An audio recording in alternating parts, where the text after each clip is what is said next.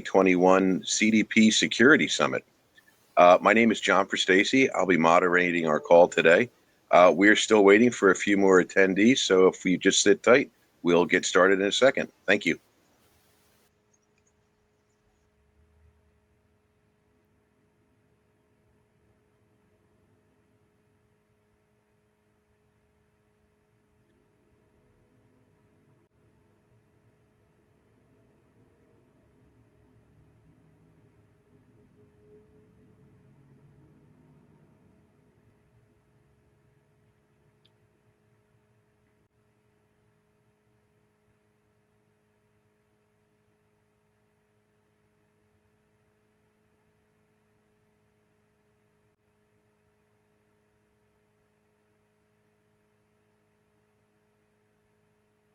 Housekeeping items.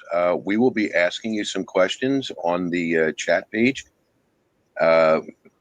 several pertaining to our discussion today. And if you have any additional questions, you can always type your message in the chat line, and we will try to get to as many as possible. We will also be sending out a recording of the call, and any questions that we don't get to, we will try to have answered for you. So to preserve everyone's time, I thought we'd get started. I'll introduce our panelists today.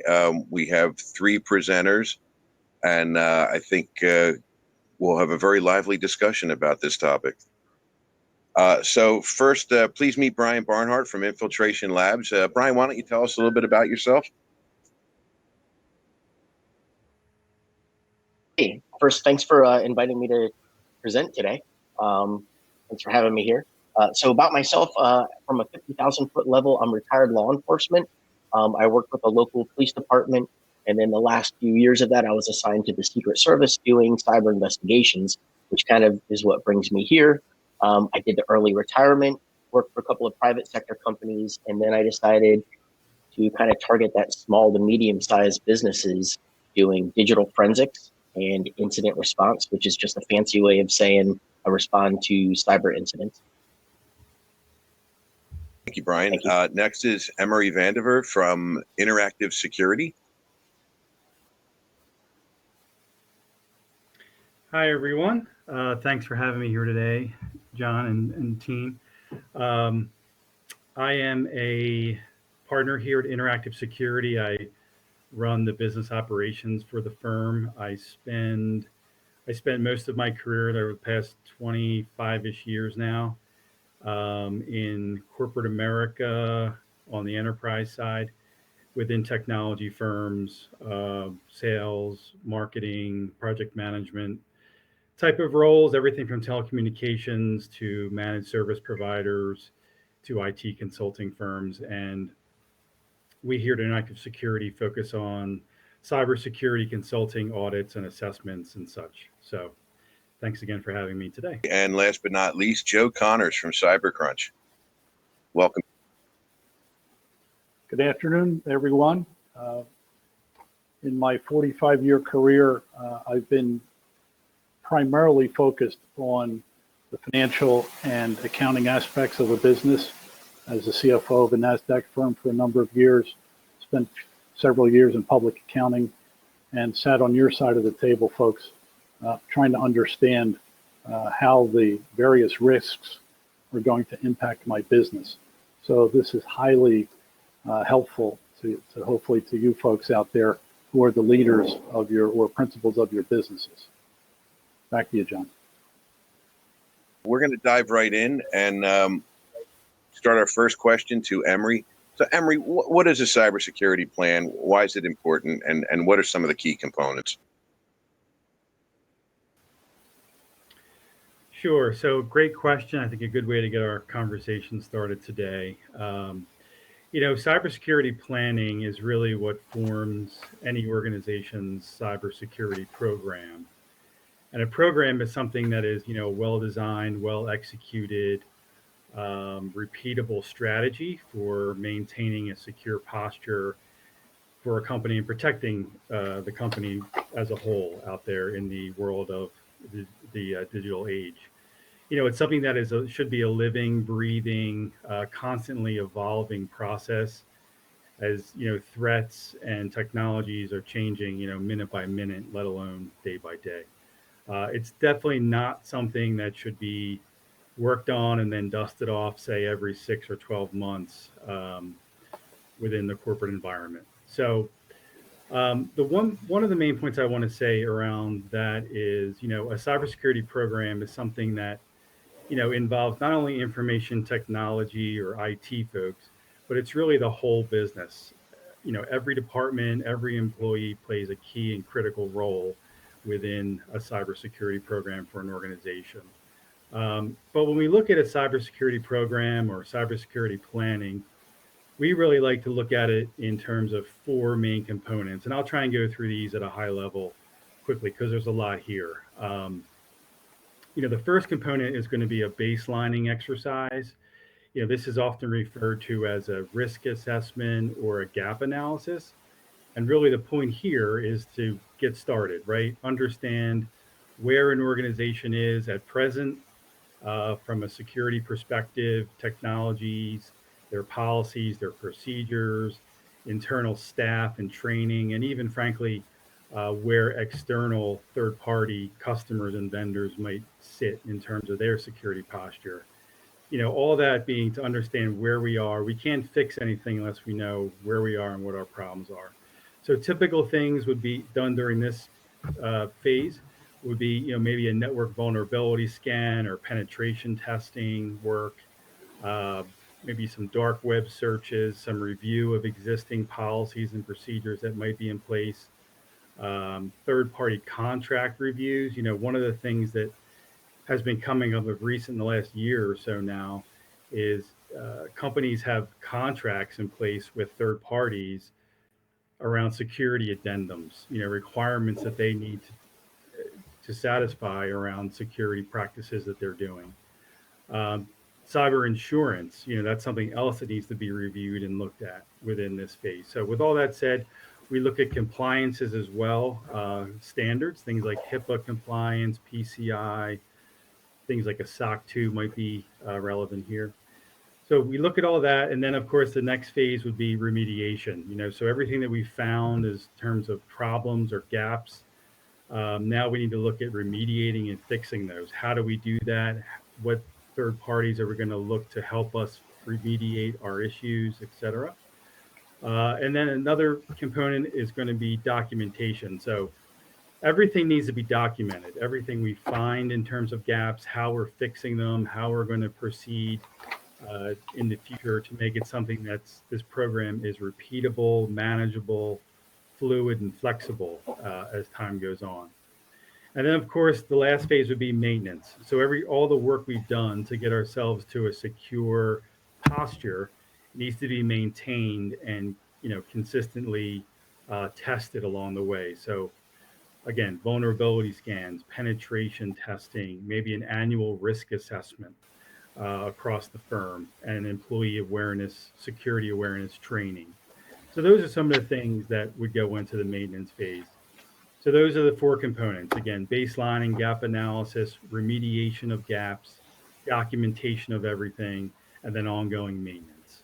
So in quick form, that's the overview of what a cybersecurity program Yeah, should really that's look pretty like. comprehensive. Thank you, Emery. Brian or Joe, do you have anything you want to add to that?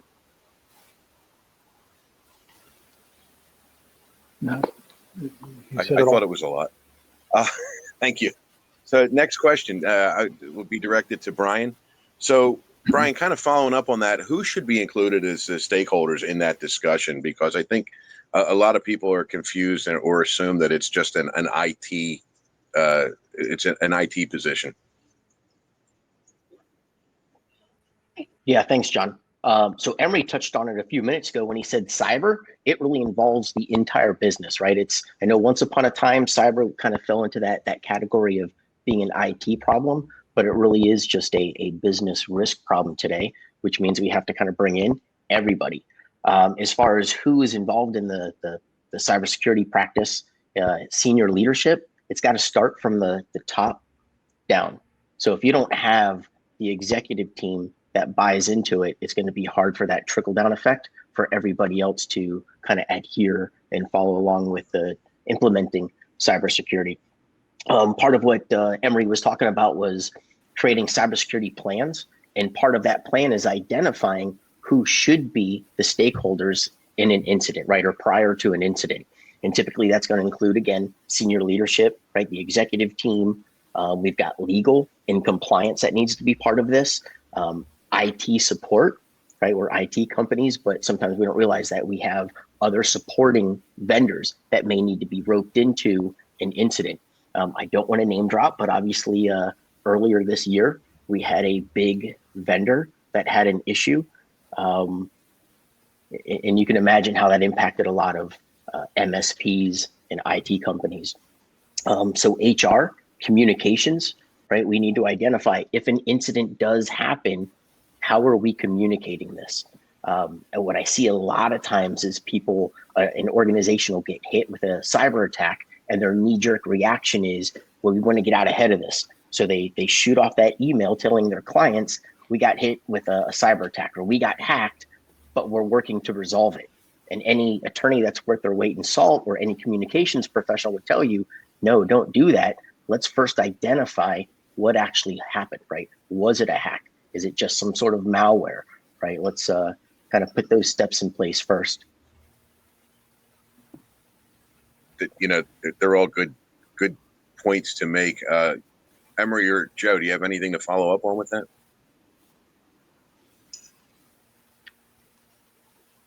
No. You make it quick and easy. Yeah, All right, so Emery, following up on those potential legal liabilities, maybe you could shed some light on how a customer may unknowingly be in violation of a contract with a vendor or a customer from a cybersecurity perspective. Sure, it's a good and very relevant point. I think I mentioned a few minutes ago. You know, I'd say in the past 12 months, we've seen a big shift within the customers we work with, where most of them these days have some type of cybersecurity language now that they're signing off on with their third parties, whether it's a customer or a vendor. As more and more breaches are happening, companies are requiring that their customers, their third parties, sign off on cybersecurity addendums to confirm that they are taking care of their house, in other words, because everybody's sharing information, everybody's interconnecting. So it's really something that senior management needs to understand their obligations around the contracts that they've signed. And they might not even be aware that some of the contracts they've already signed with third parties have these cybersecurity requirements in them. And they might be in breach, frankly, of those requirements. Or they're not satisfying them completely as they intended to do. You know, some of these could be simple requirements, things like we need you to do an annual penetration test or an annual cybersecurity risk assessment by, you know, a qualified third party. Or they could be more formalized, where it may require them to go ahead and get, you know, an official compliance certification around a formal standard like HIPAA or PCI or SOC 2 or something like that. The company can always make the decision not to accept those terms of that contract, but typically the result of that is that they lose the contract with their customer, which typically is not the choice that's made. So that's kind of what's happening. Like I said, we've seen a big uptick in this type of scenario over the last 12 months. It's only getting increasingly more the case. So I would urge any business leaders on this call or anyone else to urge their business leaders, you know, make sure they're reviewing contracts and understanding what they are indeed signing off on. Additional thoughts, guys? So as Emery mentioned, I'm starting to see an uptick in other businesses requiring, right, or partners requiring that you kind of attest, right, or confirm that you have certain practices in place. And I think for years it was really simple to just kind of do that checkbox approach where we would just say, yeah, we have this in place, we have this in place. And I'm sure Emery would agree that we're starting to see an increase in people being called to the mat on that. Right now, they're actually doing these audits. Now, even the government's getting involved, right, with CMMC compliance, and they're actually sending out auditors to verify this. So the days of just being able to check through a box and say, sure, we do this and this, right now we actually have to start putting some of this in place. Following up on that, I think more often we're seeing people talking about cyber insurance and what that can cover. So Joe, maybe you can go over some of the components of cyber insurance and the fact that it's evolving, and what can a customer expect it to cover? Certainly. There's typically 6 major coverages for your typical cyber liability policy, and I'll just briefly outline them and then we'll go back and talk about it. Number 1 is data breaches. Number 2 is intellectual property rights, damages to a third-party system, system failure, cyber extortion, and business interruption. So for data breaches, there's increased government regulations that have been placed on companies, and this is both state and federal. Just so you're aware, there are no federal data privacy law. They're tucked away in either HIPAA, GLBA, or the other, what we call the alphabet laws. That will change in the next few years under the current administration. Because of this, the states have taken the lead. Specifically, there's 3 states that have data privacy laws: California, Nevada, and most recently, Virginia. So this will add to your cost when you go to have a security fix, identity theft protection for the affected. And if you're operating your company online, you're at a heightened risk, even for companies that don't transmit personal data over the internet. Storage of the data is really could cause a data breach. So under intellectual property, your company's online presence, whether it be through a corporate website, blog, social media, etc., opens you up to some same exposure faced by the publishers.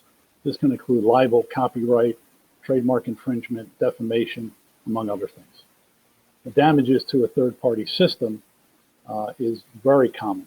If an email is sent from your server and has a virus, it crashes the system of a customer or a vendor, or the software that you use or the companies distribute fails, resulting in a loss for a third party, you could be held liable for the damages, subject to the contract terms. System failure, natural disaster, malicious activity, or a fire could all cause physical damage that could result in the loss of data or code loss. While the physical damages to your system's hardware would be covered under your existing business liability policy, data or code loss due to the incident would not be. Cyber extortion, hackers typically go after websites, networks, anything that has stored data, denying access to you or your customer. Ransomware is a favorite term that's used these days. Typically, they look for money to restore your system in working order. This can cause a temporary loss of revenue, plus generate costs associated with paying the hackers' demands. Just so you're aware, under the current federal guidelines, it is illegal for you to pay ransomware. Think about that. And the reason for that is they don't want it to continue. There's no way to track it, but it would appear that it's not working. So in theory, a lot of people are in violation of federal law. Business interruption. There's a twist on that. Your old business interruption is when your business operation just did not operate. Well, in this case, it's the use of computer systems, a disaster that cripples your ability to transmit data, or activity from a third party, depending upon your service, such as SaaS activity. You could lose your potential revenue. From a server failure to a data breach, any incident can affect your day-to-day operations. Time and resources that normally would have gone elsewhere will need to be directed to this problem, which will result in further losses.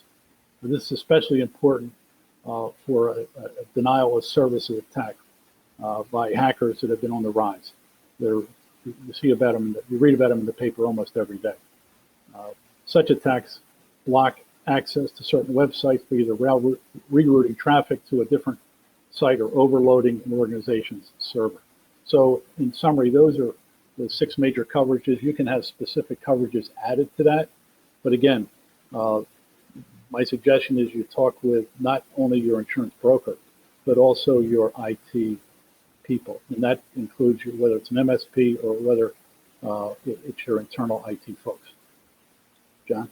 I think it's, this is becoming more and more key because when you're going for cyber insurance, there's a fair amount of upfront work that was kind of laid out by some of the things that the panel was discussing, mostly to determine cost. But I wanted to add in there, if you currently have it, you should probably review what's covered and understand what's not covered, because you don't want to set an expectation for yourself that is not going to be realistically made in the event of an incursion. Brian, what types of cyber attacks are out there, and how do you know that when you've been attacked? Yeah, good question. So for starters, I could spend all day literally talking about the various cyber attacks and cyber issues. But figure for the short time that we have, let's talk about the 3 biggies, right? We've already heard it a couple of times. Ransomware. Ransomware is kind of that thorn in everybody's side, every business's side right now. Almost everybody's been impacted by ransomware in some way. If we don't know what ransomware is, then we've obviously been hiding under a rock. But ransomware essentially encrypts either your data on the computer or it locks the computer itself until you can't access it. One of the other biggies is what's called a BEC, or a business email compromise. Again, a fancy way of saying an email compromise. If you use Office 365, that's kind of the #1 target for these email compromises, and it has nothing to do with the security of Office 365. It's just attack surface, right? There's a lot of businesses that use Office 365. And essentially what an email compromise is someone gets into your email and they modify some of the wire instructions, right? So it's real common, even with MSPs, where a vendor will send wire instructions and the attackers are sitting inside the email and they're able to alter that, right? They make changes to it, right? And what they do, they make it seem really convincing because they're in the email. They look at that chain of communications and then they just change I just lost thought there. So essentially they're responding to a chain that already exists. So the communication tempo is exactly what you would expect. And then of course, we're going to talk about data breaches, right? We're going to cover data breaches, which realistically, ransomware and a business email compromise, they should fall under that same umbrella as a data breach. And a lot of people say, but wait a minute, a ransomware isn't a data breach. It is, right? It meets every definition of unauthorized access. An attacker has managed to land on your system and they've probably elevated to administrative rights in order to encrypt all the files on that computer. That means that they have physically had the ability to touch every file on your computer. That's unauthorized access. Depending on the data that's on that computer, that's a data breach, right? Unless you can conclusively say, no, data wasn't exfiltrated, it's a data breach. Same thing with a business email compromise. A lot of us say, hey, you know what? It was my email, no harm, no foul. And I heard that a lot over the last 3, 4, 5 weeks with the Exchange server thing. A lot of companies said, hey, you know what? They hit our Exchange server, but we restored from backup, we're good. Well, the issue with that is what data was sitting in those emails, right? Your clients, what kind of emails or what kind of data did they transfer back and forth in those emails? A lot of us use email to receive payment information. A lot of us transmit sensitive data, right? And under the same breath of telling other people not to use email for sensitive information, we ourselves are transmitting sensitive information. So kind of something to think about. Some quick stats with ransomware so there's the numbers are all over the board depending on the size of your business and what the ransomware group is, so on and so forth. But the average cost for a small business today that gets hit with ransomware is $133,000, right? That's a big chunk, right? And that's not all of the collateral costs. Those are all of the direct costs associated with ransomware, right? Whether that be recovery and remediation, the forensics, so on and so forth. That doesn't account for lost time. There was something else I wanted to say about that. As far as how we identify how right? I think with ransomware and with an email compromise, it's usually pretty obvious, right? The loud alarm bell has gone off that we've been hit with ransomware. So that's how we identify that our business or one of our clients has been hit with ransomware. With the email compromise, typically they're going to sit in that system for a little bit to do that reconnaissance, identify how do we typically communicate, and do we ever make money transfer requests? And if we do, that's when they're going to insert themselves. So as far as an email compromise, I've seen them sit in the inbox for anywhere from a few hours all the way up to a few weeks before we see them hit. And sadly, when we go back and kind of do that re-review of things, there were a lot of indicators. There were a lot of things that we should have seen to identify, hey, somebody's in this email inbox, right? Or somebody's on this computer when it comes to ransomware that we should have identified way earlier on than when it became an incident. The average detection time, not the time to remediate, but the detection time from when an incident happens, a bad guy lands on your box, and until the time that you identify that they're on your box, 230 days. That's the average. That's just over 7 months that an attacker has been inside of your computer system and probably moving around the network, right? So the issue with that is we identify ransomware and we say, hey, we've got good backups for that computer. So we nuke that computer and we're all back up and running.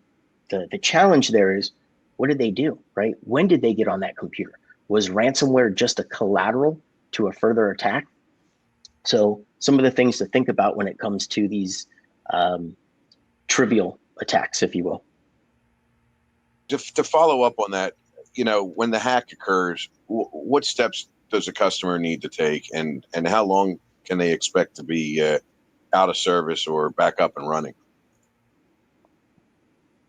Yeah, good questions. Good question. So ideally, preemptively, we have a plan in place, right? And Emery talked about that earlier.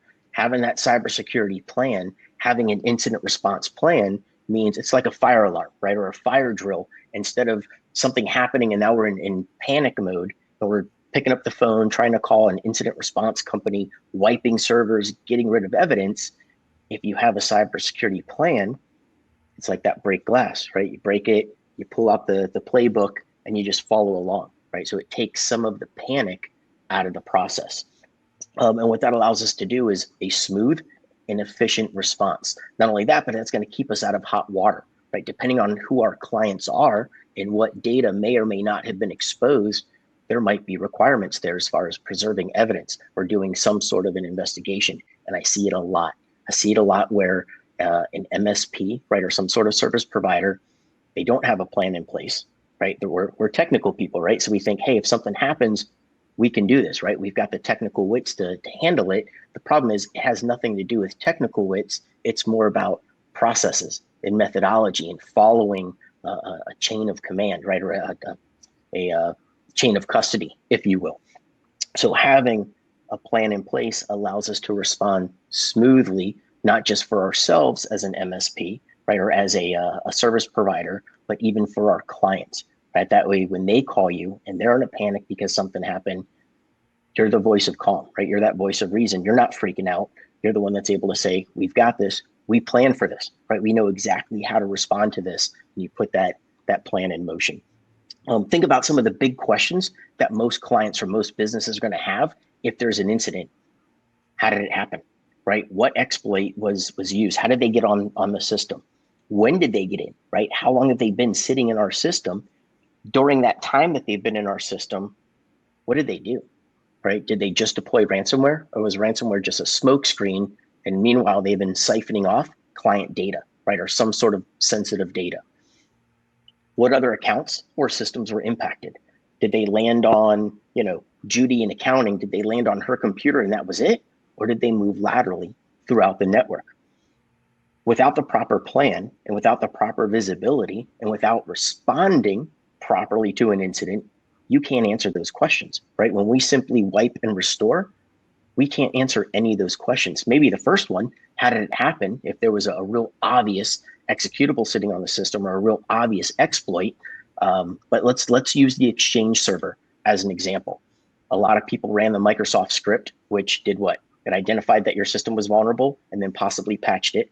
It identified that a Mailboxes were accessed, didn't give us details about that. And then it also ran a script to identify if there was web shells, right? A web shell gives an attacker remote access, but that was all it did. It identified the web shell and then wiped it.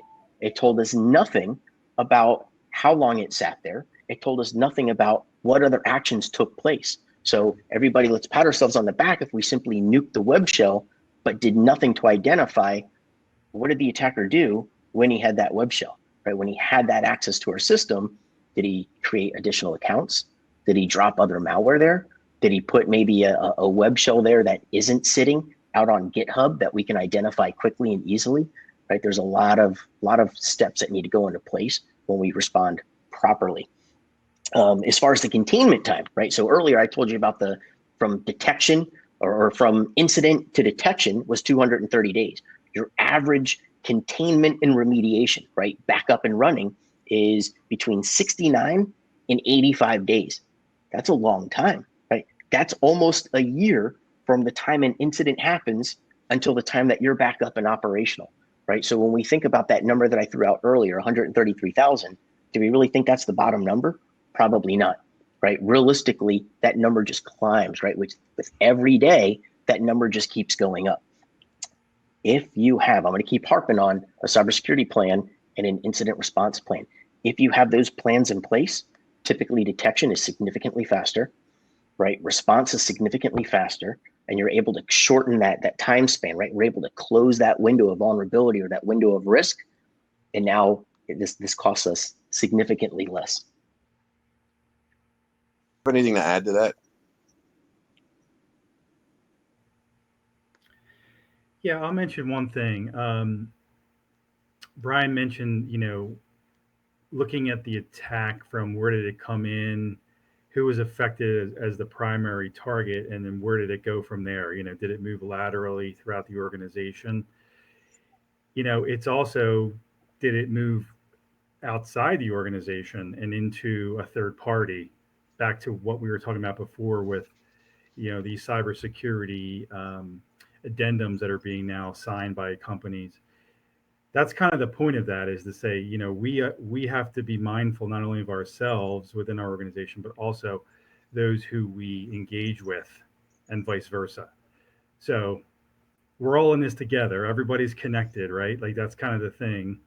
And it's not just about your own company. It's about protecting your customers, your vendors, your partners, and living up to a contract that might require you to do I think that's a good point to follow up on, and the reason I say that is because, some of this, with regard to preserving evidence, for example, there's a lot of instances where this ends up in the hands of legal professionals, which typically implies there's going to be additional cost, exposure, fines, litigation, and the more prepared customers are for all of these things as part of their plan, I think the better prepared you are to deal with those things, because the insult to injury is you had a significant problem.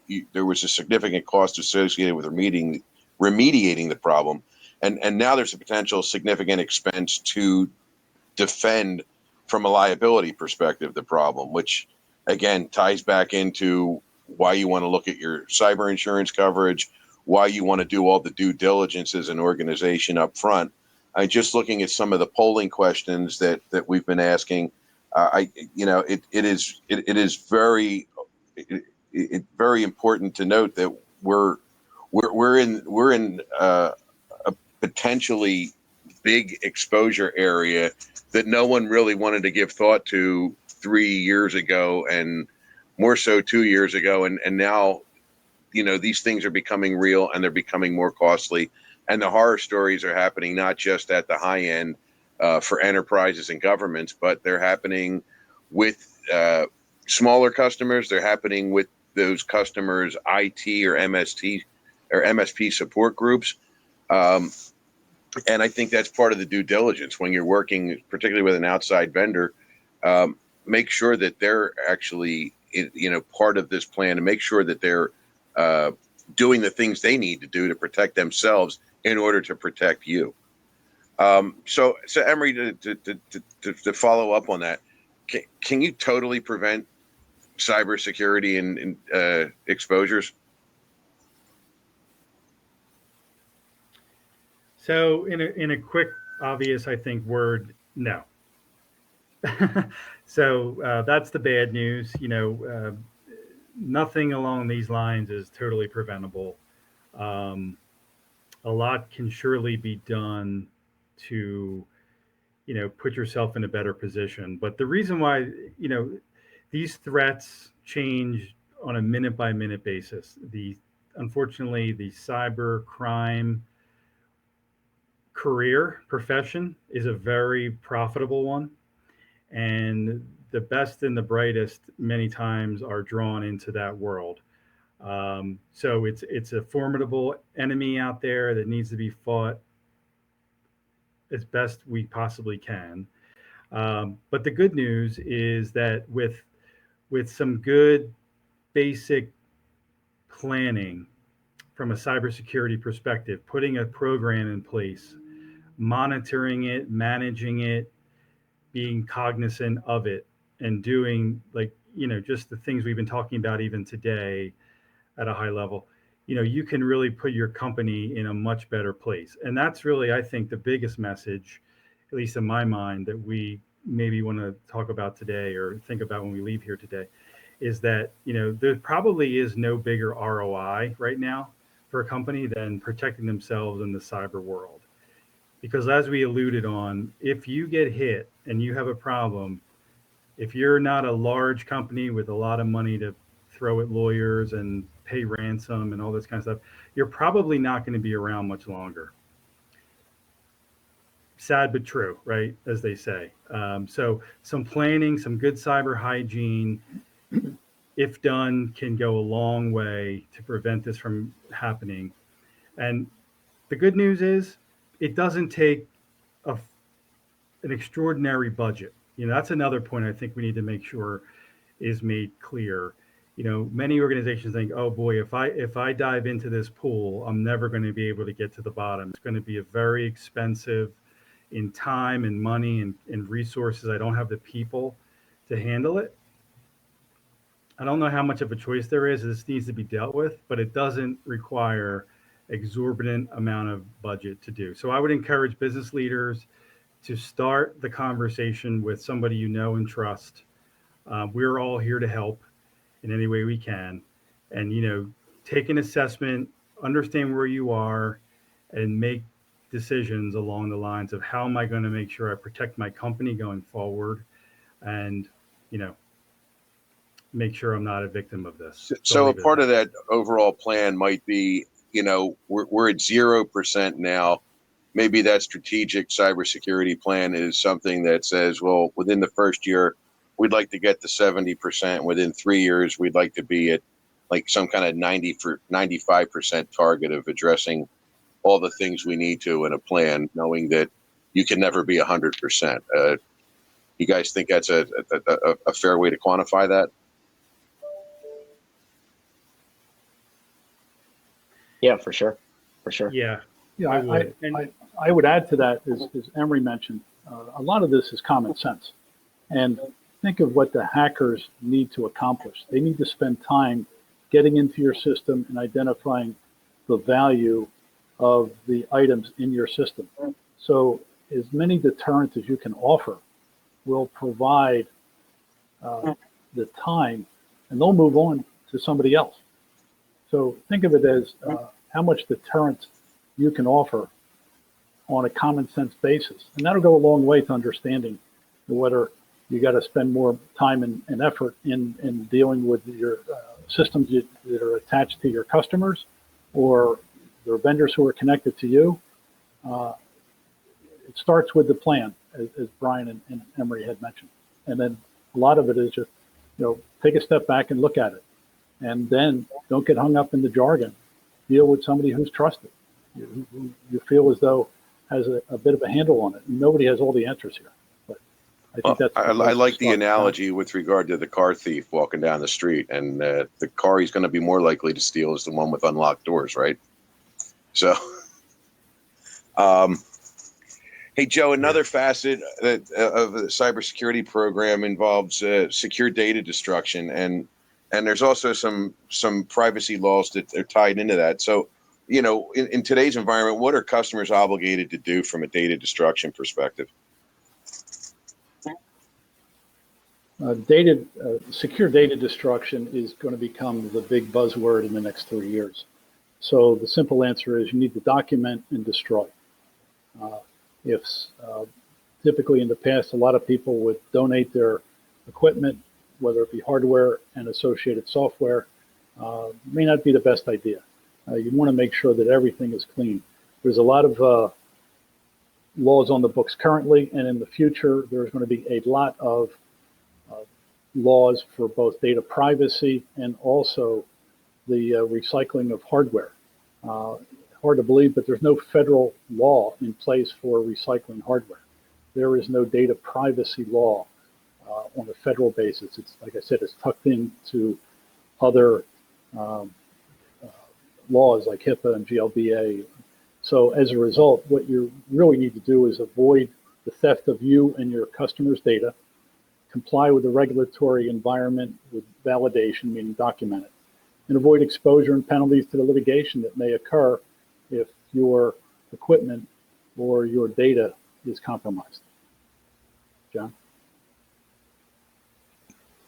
The recycling. I know that there's environmental laws in various states' books. Privacy, they're pretty much at a state level. In Europe, they have GDPR, which covers the whole EU environment. And I believe I have read, and we have discussed over several occasions, that the federal law is going to start to ramp up the conversation with regard to having a nationwide footprint for data destruction and recycling. But let's talk a little bit about the recycling, because you mentioned it's very it's very nice when you're able to donate equipment to people in need, but not necessarily recognizing the exposure that's created there if certain things aren't done. So maybe you can talk a little bit about that recycling component. Sure. Just to give you some background, there is no federal recycling law unless you consider electronics left in one location for more than a year, then it falls under hazardous waste. So there are state laws. There's 26 states that have laws that you can't throw items in the landfill. So, but there's extra governmental authority, such as companies that adhere to R2 or e-Stewards, that really focus on the environmentally friendly solutions to hardware. And it's essentially not putting anything in landfills. That's the simple answer. For your data, it's a different situation, because with the data privacy laws that are coming up, the shift has gone from the data is owned by the appropriate organization to that data is mine or my company. And that's why you see cookies and opt-in, opt-out language for various companies, primarily for consumers. GDPR is the European version. California has a law in place, and you're starting to see some states, all 50 states have some sort of bill in their legislature right now. Like I said, there's 3 data privacy laws on the books. So if you have any kind of website activity or presence in the US or even Canada or Mexico, you need to adhere to these various potentially problematic laws. The simple answer is in GDP, or you may not have exposure to it, but you need to be aware of it because it's coming to the US.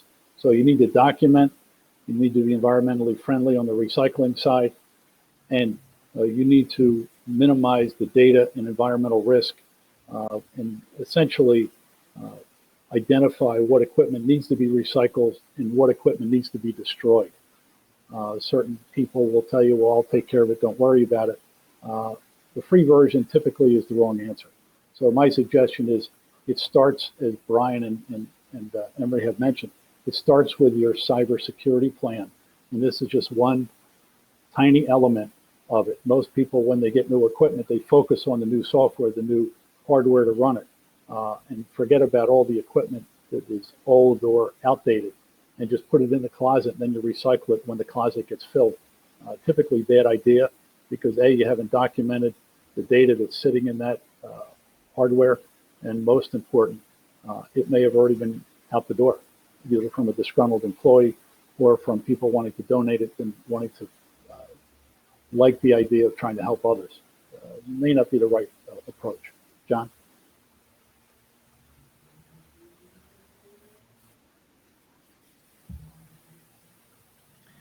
Yeah, I'll just reconfirm that the U.S. national cybersecurity law, whatever that's going to be called, is definitely will be coming. So stay tuned for that.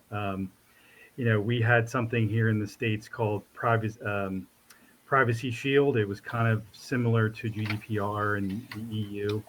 Kind of took off a little bit, but never got that far. And then that's when the state laws started coming in, like California and Virginia and whatnot. There is something out there called the CMMC. It's the new cybersecurity standard that the Department of Defense rolled out at the beginning of 2020. And it's going to be a mandate across their whole industrial base, which is 300,000 DoD contractors, everybody from the landscaper that cuts the lawn at the Pentagon up to Boeing, who's a prime contractor making, defense systems, is going to have to worry about the CMMC data security law. Reason I bring that up is we're very involved in all that, and the mentality, the thought process is that the CMMC is kind of the model for what will eventually become the U.S. standard. So it's happening. The government talks about, we are already in World War III on the cyber front. It's not going to be troops on the battlefield. We're already fighting our adversaries in digital world. So it's being taken very seriously. So if there's ever reason to take it seriously, it's now, or ever a time. Yeah, thank you, Emery. Hey, this last question I'm going to throw out to everyone on the panel, and it really revolves around the discussion. A lot of small organizations rely on third parties for their IT support, some of their security protocols, some of the software that's provided as a managed service offering. But maybe you can talk about the challenging aspects of it, and the reason I call it challenging is I think sometimes assumptions are made in who handles what, who's responsible for what, and when there's no problems, it's great. But if there are problems, where do people draw the line? So, if you're a customer, maybe you could share some of your thoughts on how to have that discussion with your in-house or third-party partners, and how do you get a handle on what the boundaries or the limitations of liability are? I'm sure many of third-party vendors are talking about offering different facets, but I think one of the challenges there is when it's offered and it's refused, is there a line in the sand drawn? And if you guys could just maybe talk on some of the things that make the conversation challenging in general, I think it would be good to address the audience.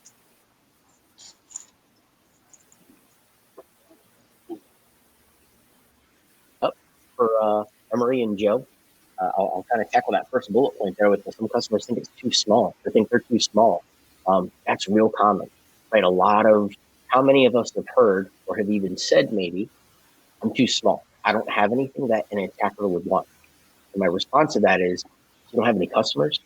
You don't process any payments. Right? You don't take money. You don't have employees. You don't have a computer connected to the internet. Right? So we talked about ransomware and all these other things, but crypto mining, right? That's another thing. They are using your resources. I've seen a lot of city governments get hit with the crypto miners, right? Where they're stealing government resources, right? Computing resources, right? They're swapping out computers because they think the systems are old and slow, and it turns out that wasn't the case, right? They just had crypto miners mining some sort of cryptocurrency.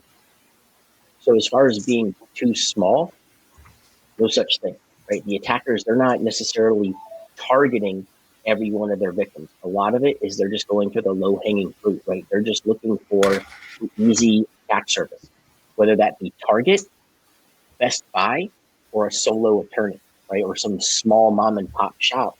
They don't care, right? If they can easy access that system and install their malware or their maliciousness, right? Game on. Anybody else? Yeah, I'll add to that. In technology and really, I guess, in business alike, we talk about best practices, right? And we also talk about, kind of the fox watching the hen house in cybersecurity, like who is in charge of security versus who is in charge of IT. And frankly, they shouldn't be the same entity or people. So a best practice is to, if you have internal IT staff as an organization and or you have a hybrid model where you bring in, outside third party MSPs or, IT vendors, or you outsource everything to the cloud or whatever it is. Best practice is to not have that same group of individuals or organizations that are providing your IT services also be the ones assessing and auditing you from a security perspective. That's one of the biggest mistakes we see out there.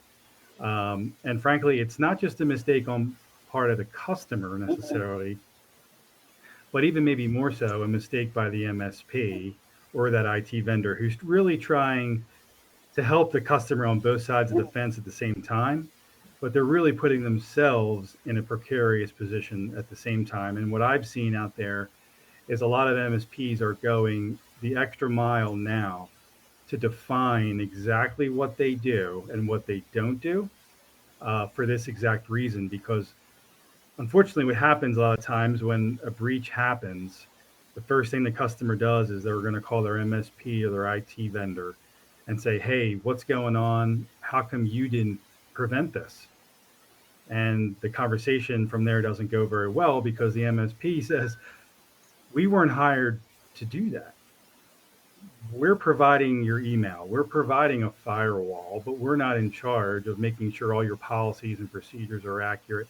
So again, it's back to that line in the sand, as John, you mentioned, who lives on what side of that line. So everybody is protected and unbiased in what systems are in place and how they're being protected. And another opportunity for lawyers to get involved.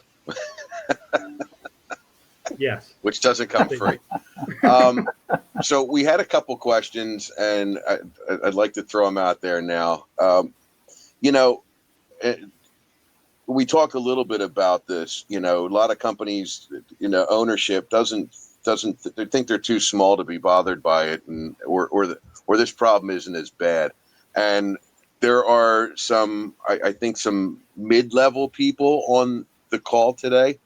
And so one of the questions is, how can they internally sell the need to be doing more of this planning within their company, short of getting hacked?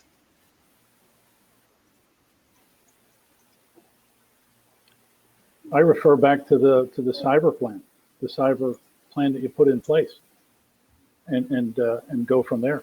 That's the first place to start. So that step one is to actually get a plan together. So, and to me, that starts with an assessment. And so one of the questions was, what can a company expect to pay, and how much time might it take to conduct an assessment? And I think that probably is a little skewed toward the size of the company and some other metrics to get your arms around that. But in general, Emery, I think you probably engage more on this end of it up front than anybody else. What's your experience been in that area? Yeah, John, you're correct. It's a hard question to answer. Depends on a lot of different factors. but we're talking probably a few $1,000s. That's not a solid answer, but it's so hard to. It depends on the company size, number of locations, what they do for a living, what we're assessing, right? But that's a discussion that can be had and customized with an organization around what their needs are and whatnot easily. But you're looking at a few $1,000s. Again, it just depends on a lot of different variables. And to pick up on something that you had said a minute ago, I think how do we get business leaders' attention if we as IT people within an organization haven't been successful doing it? I think having a frank discussion with them to make them understand that nobody is really owning cybersecurity within your company, Mr. President or Ms. CEO. We're IT people here. We're making sure that IT operations are running properly, but we're not, as part of our job description, owning cybersecurity. And our vendors, they just gave us a letter defining exactly what they do and pointing out the fact that they are not owning cybersecurity either. Because I think it goes back to assumptions. A lot of business leaders who aren't IT people are just assuming that cybersecurity is being handled and owned by somebody. So I think just maybe a frank discussion like that could go a long way. Yeah, John, I think to Emery's point, which is dead on, he said that who is addressing it and who is taking responsibility. I think the simple answer is the company. They just don't know it. They haven't assessed the risk and identified it. And once you start slicing and dicing, you'll recognize the amount of risk. And I think it needs to be focused on by a non-IT person and assess that risk. And then, as Brian mentioned, really then start working through the various issues that you have from a common sense point of view. And that'll lead you to various frank discussions that you really need to have with certain people that may not want to have those discussions, but that's the place to start. So a threat assessment really should start with question number one: do you currently have a plan in place? Which takes us back to the top of the hour there. I think with our team and with the resources that we have available, just to kind of wrap this up, we can certainly have more in-depth conversations with any of you. We can engage Brian and Joe and Emery to kind of help hammer out what a game plan would be, and to start putting some cost around what it would take to reach various milestones in a plan. Some of the things that are within the plan are probably things that a lot of people are already doing. It's just not formalized within a plan. So I would not assume that, we're really at mile zero when we may already be at mile 20. We just need to get help formalizing it and refining it and presenting it and having it as a resource for the organization. Is that a fair statement? Yeah, John, you hit the nail on the head. That is almost always the case. When we go in and we start working with an organization and doing an assessment and helping them build their program, they often have things in place, whether it be technology, people, systems, policies, and procedures at some degree and in some form. But typically they're not, pulled together where everything's running on the same page and in sync.